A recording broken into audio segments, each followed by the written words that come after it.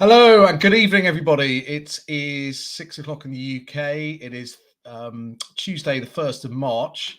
Thank you for joining me for this hastily arranged special broadcast.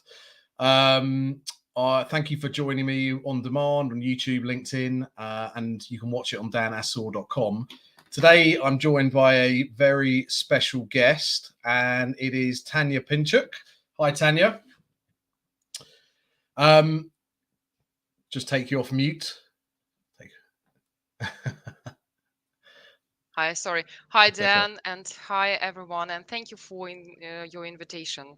No problem. So Very Tanya much. is the CEO of ExpoPlatform. For those who don't know, that is an event technology platform. And obviously, Tanya, my show typically, or always up until this point, is concerned with interviewing people like yourselves about events and what's happening in the event world. Today, obviously, I saw your post on LinkedIn.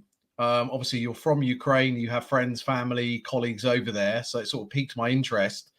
And lots of people in the event world and everyone around the world has been watching the developments in Ukraine and clearly would like to know how they can help as well. Before we talk about your background and your colleagues and staff, can you just tell us in your own words, because obviously you were born in Ukraine, tell us about the country to start off with.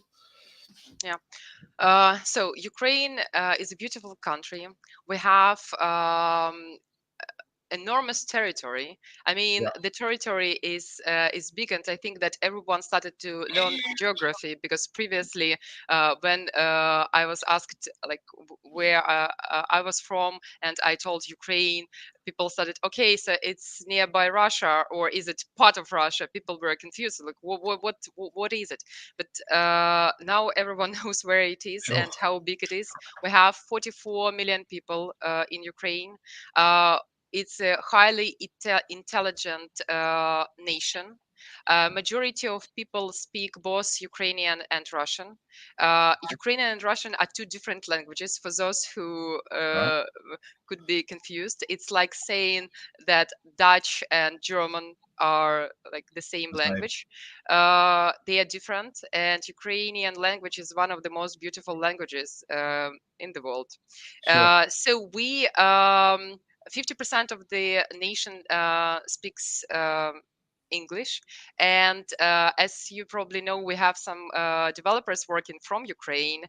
So we have very like highly educated people there, and it's a pain and it's a shame to see what's going on with my beloved country. Which we're going to talk about. It's interesting. We were having a chat just beforehand about, when these situations arise in, what you can describe, you think of far away lands, which they're obviously not. It's only then that we do our research and find out on the news. And it's unfortunately you find out about a country that's in a war situation. And it'd be interesting to understand your background. Obviously, you were born in Ukraine. I'm not sure when you came over to the UK, but as I understand it, you still have lots of friends and family over there. Yeah. So I was born in Kiev, and I moved to the UK in 2012. It's in the end of 2012. It was before the first war that Russia started, and Crimea annexion and invasion of our eastern territories. And so my intention was to move to the UK because when I wanted to start the company, ExpoPlatform, I thought of being closer to the events community. And I wanted to work with big exhibition organizers, and I thought that the market is over there. That this was the reason I moved. It's not because of, I don't know, Ukraine isn't the good place to live in. Unfortunately, fortunately for me, unfortunately, there was a conflict war in 2014, and I observed it from far. And now the situation is it's like a deja vu situation, but in a much higher scale at the moment. Tell us about the relationship with Russia briefly, actually, because as you say, there was the annexation of Crimea in 2014. And we now know, and again, personally, I was ignorant that obviously there've been build up of troops on the border for the last 4 or 5 months, if not longer. And also, there's been a conflict going on, right, for the last 6, 7, 8 years, where Right. many people have Yeah. unfortunately Or lost their lives. even longer, I would say. Longer, So, yeah, what's happening now? It's a full scale war. Russia started the invasion from all directions without warning. They wanted to get Ukraine on surprise and take main cities. They started to bomb main biggest cities, and as according to Russian propaganda that they do internally, they are saying that they are hitting just military objects, but it's not true. The civilians are dying. They are hitting and bombing hospitals. Today they bomb maternity delivery ward in Kiev, not far from Kiev, and so it's awful yeah, what's going on right now, and it's unbelievably strong armed forces of Ukraine that are defending Ukraine now, and hundreds of thousands of volunteers that joined together to defend their small villages, their regions. Um, yeah, but yeah, coming back to like the nature of the conflict, I yeah, think that we should start from like far long ago when I think it's inconvenient, very inconvenient for Russian president to have independent, developing country, yeah, growing economy on the border of their country with, let's say, military regime that they have now. Now they announced that everyone who will support international country will be sentenced 20 years wow, in prison, yeah, and I can completely understand my Russian uh, colleagues or Russian people who are against this, but can't stand up. I, like, don't be sure. afraid, and I'm sure that they can't feasibly, technically prison everyone who is against, and we know that a lot of people are against. Yeah, So and absolutely. and also touching a bit the history, so everything in that region started from Kiev. Interestingly enough, Moscow is 870 something years old. St. Petersburg, the second biggest city in Russia, is 317 or 18, and Kiev is 1540. So it's very, I think that Putin is very jealous of not having um, Kiev as a part of Russia. Sure. And the idea of his propaganda is to save Russian speaking people. But I myself, Russian speaking person, not anymore, by the way. We started to speak Ukrainian. Wow. I start to speak Ukrainian with everyone who can understand me Sure. or who already speaks Ukrainian, because it's awful what's happening. People start to hate everything that is related to Russia. And being a Russian speaking person, I have never been chased or punished by my language. Stupid reasons, uh, unrealistic and Yeah. non-existing reasons for this war. Thank you. And tell us about the situation on the ground, because as I understand it, your mother is over there. You have other family over there. Obviously, you have friends and colleagues, and it must be very worrying. What's the latest? What have they been telling you? Yeah.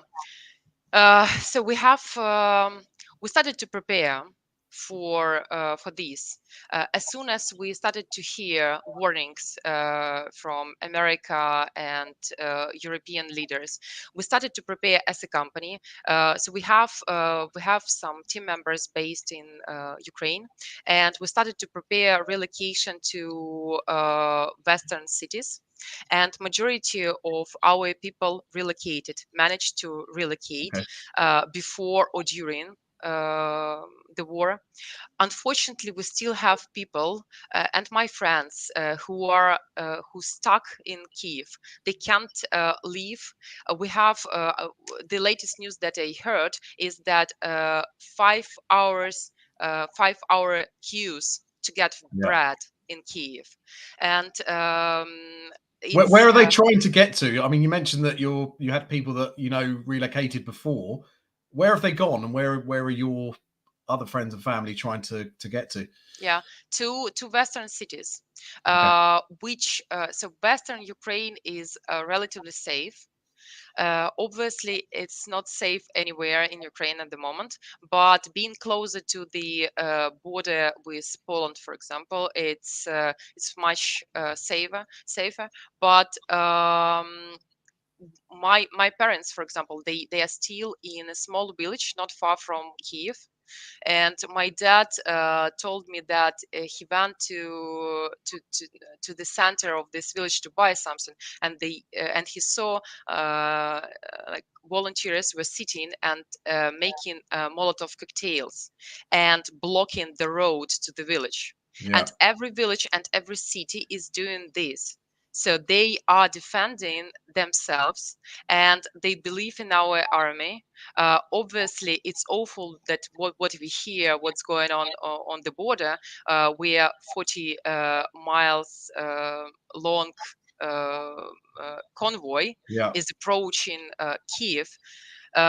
It's it's awful even to think about this. But what we see now, we see the unprecedented resilience of Sure. Ukrainian people. Yeah, and I think we can see that, people from here that maybe didn't have an appreciation of the situation can see that. That maybe, others thought this conflict would last very, a short period of time, but because of the defense the Ukrainian people have been putting up, it hasn't. I'd like actually to talk to you about President Zelensky as well, because again, ignorant, many people might not have known who he was. Now we're finding out a lot about the backstory. He was a comedian.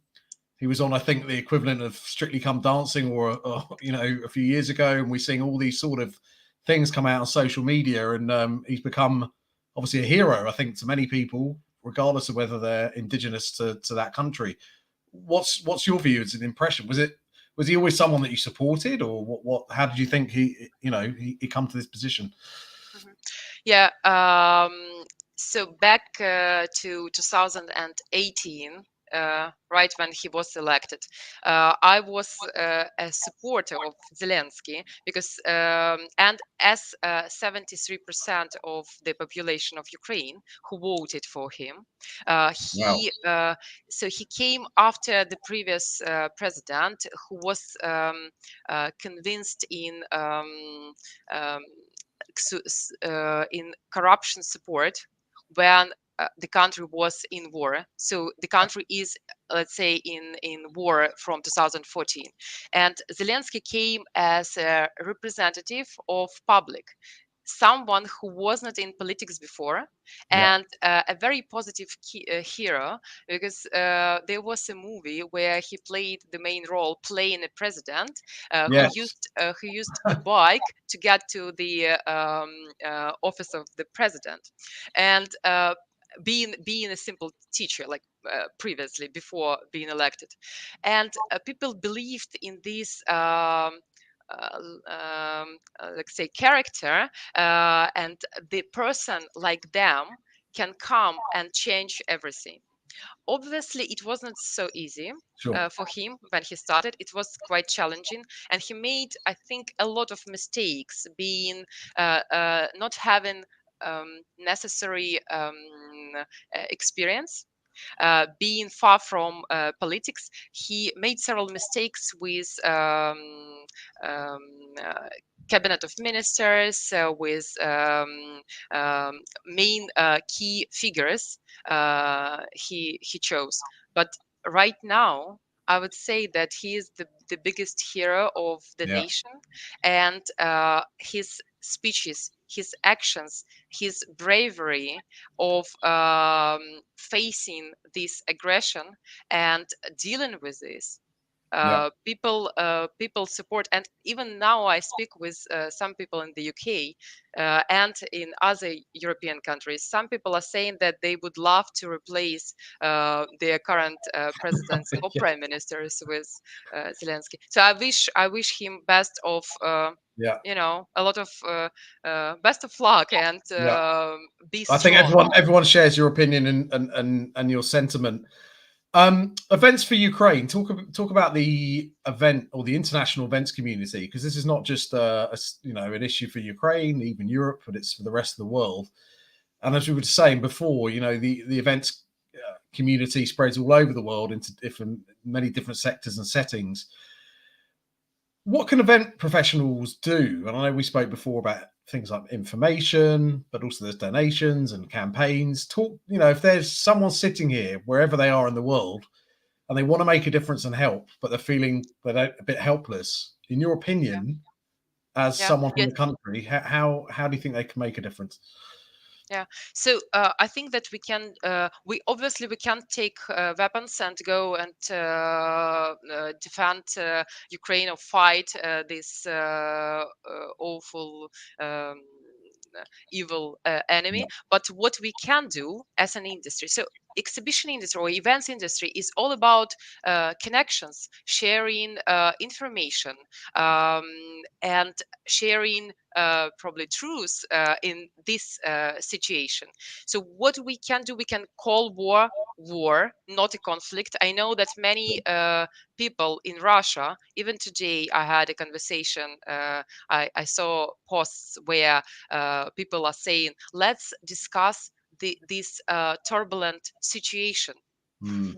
Really, seriously, we Yeah. still call it like this. Yeah. I'm sure that everyone, even people in Ukraine who are scared, or sorry, in Russia who are scared, they can stand up and fight this enemy internally, because we see that a lot of sanctions and everything that the international community is doing, it probably is not enough.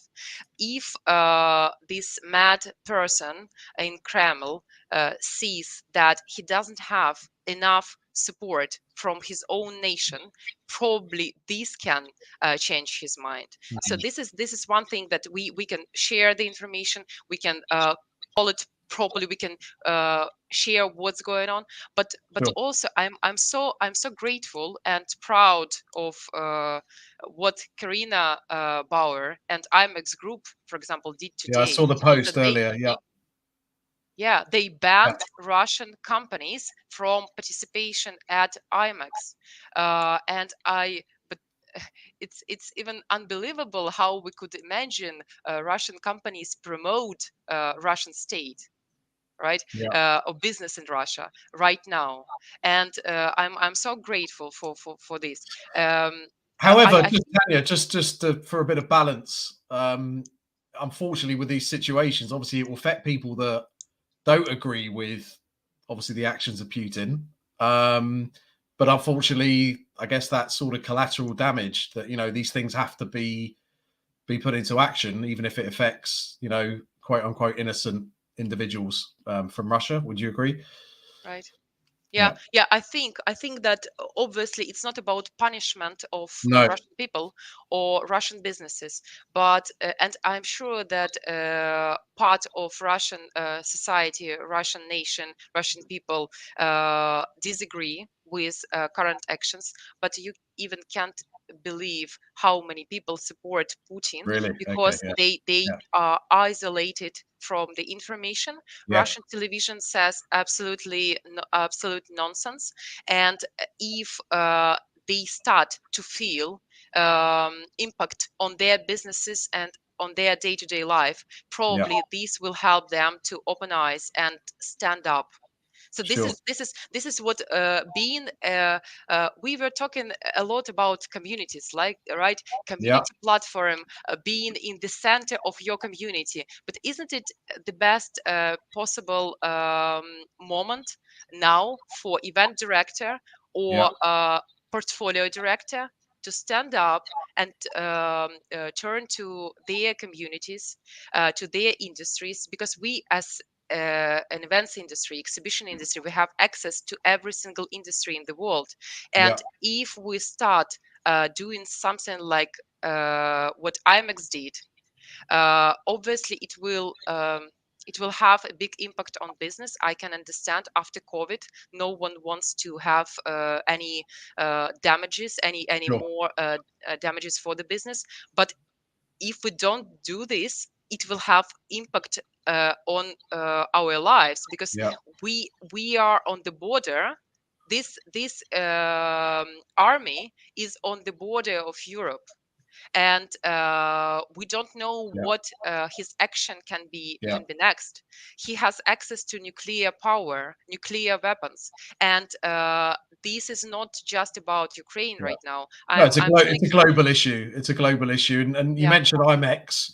As we know, there are lots of other companies that have shows in Russia as well. So it'd be interested that are based, from the UK. So it'd be interesting to know how they're going to react and what they do with their shows. As I understand it as well, and part of your post that I saw and the email that you sent out, you're also encouraging and people can make donations with a Swift bank transfer. Is that correct? Yeah. There are several. There are different And I'll put the links international, below. Yeah. international organizations, including Red Cross, British Red Cross, taking care of Ukrainian civilians or people who were wounded, injured Yeah. in this war. Also, there is a direct. Donation, there is direct link to donate for armed forces of Ukraine that are defending Europe, Ukraine and Europe from this Yeah. evil enemy, and also so donation is another, you're right, donation is another thing, but also there is something else to mention probably here. So we as events community, exhibition community, we have a lot of venue owners, and I'm so grateful for Deutsche Messe support, where Hanover Exhibition Center now works as a shelter for 800 Okay. Ukrainian children and women, because men can't leave country. Yeah. Only Ukrainian women and children are leaving the country. So Ukrainian refugees that are coming to different countries. I know that Warsaw, for example, they allowed free public transport for Ukrainian people, which is like every small step that we can Yeah. do as an international community will help a lot. Yeah, and I think we spoke about information before as well. And obviously, we have access to platforms. I have my platform. People have their own social media platforms. And so it's about the ability to pushing out information and how ways people can help, and also, the appropriate and correct information. And I guess also making sure that disinformation is also suppressed. Yeah, and being so these days, these 6 days, I feel like a member of events family. I receive so many messages, direct message, private messages from event organizers, associations, Sure. competitors, which is absolutely incredible. Event technology companies sending messages of support and offer help. This is the example of really being Yeah. this Well, family. listen, as we said before, life obviously still has to continue, but ultimately, you get very few times in your life where you get an opportunity to stand on the right side of history. And this is when you're judged on your actions, right? Yeah, So, hopefully that's proved that people are supporting you. And listen, we wish you all the very best, both personally, obviously your colleagues, both in Ukraine. I believe, obviously, you have associates in Russia as well, and obviously your family. Hopefully, they keep safe and well, and generally that this comes to a swift and positive conclusion for you and for your yeah. people.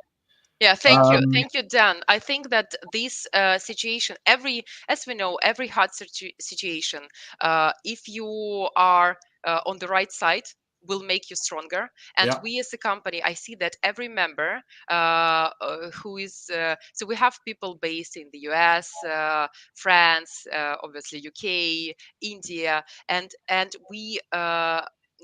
I hear from them they are happy to work an extra hour, to help and to support those who are sure, in Ukraine. I'm sure that we as a company will be stronger, and I hope that this sure. war will be over soon. Absolutely. And I know that you're going to be at Confex, International Confex next week.